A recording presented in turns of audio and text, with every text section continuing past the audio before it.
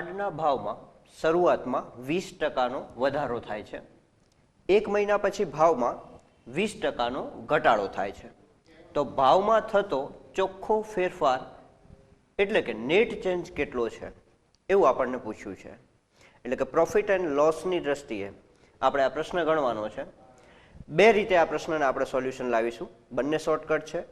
પહેલું આપણે સૂત્રની રીતથી જોઈએ તો x plus Y plus XY ભાગ્યા 100 આ એક સૂત્ર છે જેના વડે ક્યારેક વધારો અને ઘટાડો થતો હોય તો ફાઇનલી એટલે કે નેટ ચેન્જ ચોખ્ખો ફેરફાર આપણે શોધી શકીએ. હવે આ સૂત્રમાં x અને y છે શું? તો જો વધારો થતો હોય તો આપણે પ્લસ લઈશું અને ઘટાડો થતો હશે તો માઇનસ લઈશું. એટલે આપણને પ્રશ્નમાં કહ્યું છે કે 20%નો વધારો થાય છે શરૂઆતમાં, તો આપણે શું કરીશું કે પ્લસ 20 એટલે કે x બરાબર આપણે પ્લસ 20 લઈશું કારણ કે 20% વધારો થાય છે. પછી 1 મહિના બાદ ભાવમાં 20%નો ઘટાડો થાય છે, એટલે ઘટાડો છે એટલે આપણે માઇનસ સાઇન લીધી અને કેટલો 20%નો જ છે એટલે કે y આપણા માટે -20 થશે. આ બંને ટકા છે, અહીં 20-20 બંને સેમ આપ્યા છે એટલે આપણે +20 અને -20 લઈએ છીએ. બાકી કોઈ પણ ટકા આપ્યા હોય જો વધારો કે તો પ્લસ લેવાનું, ઘટાડો કે તો માઇનસ લેવાનું. હવે અહીંયા કિંમત મૂકીએ તો x એ શું છે તો 20%નો વધારો એટલે કે આપણે +20 અથવા 20 લખ્યા, પ્લસ y એટલે કે ભાવમાં ઘટાડો થાય છે બીજી વખત એટલે કે y -20 છે તો -20 પ્લસ x અને y ની કિંમતો આપણી પાસે છે, x ગુણ્યા y એટલે x એટલે 20 અને y એટલે -20 ભાગ્યા 100. સાદુરૂપ તો આવડે જ છે. અહીંયા થશે 20, આ પ્લસ અને માઇનસ છે -20 પ્લસ 20 અને -20 એનો ગુણાકાર કેટલો આવશે -400. એટલે કે આપણે આ પ્લસને હટાવીએ અને અહીંયા -400 ભાગ્યા 100 મૂકીએ તો પણ ચાલે. આપણે શીખી જ ગયા છીએ કે પ્લસ માઇનસ આ માઇનસ આવશે અને એના કારણે આ માઇનસ થશે અને 400 ભાગ્યા 100 +20 -20 કેન્સલ થશે. અહીંયા પણ 100 એટલે કે 0 કેન્સલ થશે અને આપણી પાસે માત્ર -4 વધશે. આ -4 એટલે શું? તો જેમ આપણે કહ્યું હતું કે જ્યારે વધારો હોય તો પ્લસ સાઇન અને ઘટાડો હોય ત્યારે માઇનસ સાઇન. એનો મતલબ કે અહીંયા -4 મળ્યા એ આપણને ટકાવારી જ મળી છે, પણ શું દર્શાવે છે તો 4%નો ઘટાડો દર્શાવે છે. 4%નો ઘટાડો દર્શાવે છે. એટલે આપણે જે માગ્યું છે કે ચોખ્ખો ફેરફાર કેટલો તો 4%નો ઘટાડો થશે. હવે આ જ પ્રશ્નને આપણે બીજી રીતે પણ ઉકેલી શકીએ. ચલો જોઈએ. આ જ પ્રશ્નને આપણે 100 મૂલ્ય ધારીને પણ ગણી શકીએ. કેવી રીતે? તો ધારો કે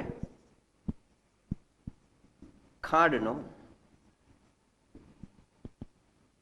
ભાવ અત્યારે શરૂઆતનો જે ભાવ છે એ 100 રૂપિયા છે એવું કહ્યું છે આપણને, કારણ કે ખાંડના ભાવમાં શરૂઆતમાં 20%નો વધારો થાય છે.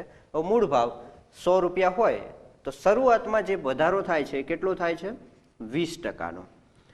આ વધારો થયો 20%નો. હવે 100એ 20%નો જો વધારો થતો હોય તો એનો મતલબ કે 20 રૂપિયા વધે. આ તો સરળ છે.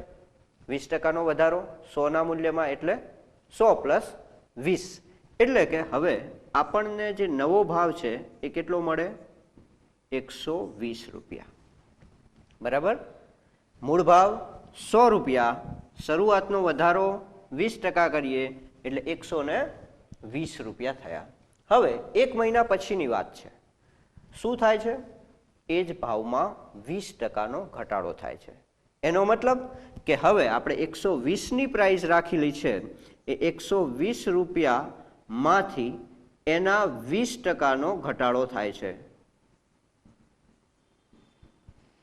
એટલે આપણે માઇનસ મૂક્યું કે 120 રૂપિયામાંથી 20%નો ઘટાડો થાય એટલે કે 120 રૂપિયા ના 20% કેટલા? 120 રૂપિયાના 20% કેટલા? તો સરળ છે કે 120 રૂપિયા હોય અને એના 10% કરવા હોય તો કેટલા થાય? સરળ, 12 રૂપિયા. કારણ કે 10% કરીએ એટલે આપણે શું કરીએ છીએ? એક ડેસિમલ, એક દશાંશ ચિહ્ન ઉડાડીએ છીએ. એટલે કે 10% જો ગણવા હોય તો 12 રૂપિયા થયા. તો 20% ગણવા હોય તો 24 રૂપિયા. 10% એટલે 12 રૂપિયા, તો 20% એટલે 24 રૂપિયા. એનો મતલબ કે બીજી વાર એક મહિના પછી જે 20%નો ઘટાડો થાય છે એ કોના ઉપર થવાનો છે? 120 રૂપિયા પર. એટલે કે 120 રૂપિયા માઇનસ 20%નો ઘટાડો એટલે 24 રૂપિયા ઘટે. તો કેટલી કિંમત આવે? 120 માઇનસ 24 એટલે 96 રૂપિયા. આ આપણને એક મહિના પછીનો ભાવ મળ્યો. ઓકે, હવે એવું કહે છે કે ભાવમાં થતો ચોખ્ખો ફેરફાર કેટલો? ભાવમાં થતો ચોખ્ખો ફેરફાર કેટલો? તો શરૂઆતમાં કેટલો હતો? 100 હતો અને ફાઇનલી આપણને કેટલો મળ્યો? 96 રૂપિયા. એટલે કે 100 રૂપિયા હતો, 96 રૂપિયા મળ્યો, એટલે 4 રૂપિયા શું થયો? ઘટાડો થયો. 4 રૂપિયા ઘટાડો થયો. કોના આધારે તમે કહ્યું? 100 ના આધારે. કારણ કે 100 માંથી હવે 96 થયો. 100 ના આધારે તમે કહો શરૂઆતના ભાવમાં તો 4 રૂપિયાનો ઘટાડો, અને 100 ના આધારે કોઈ પણ મૂલ્ય શોધો એટલે શેમાં આવે? ટકામાં. એટલે કે આપણું ફાઇનલ જે કહીએ 100 ના આધારે એવું કહેવાય કે 4%નો ઘટાડો થયો. આમ બંને રીતે તમે આ પ્રશ્ન ગણી શકો છો.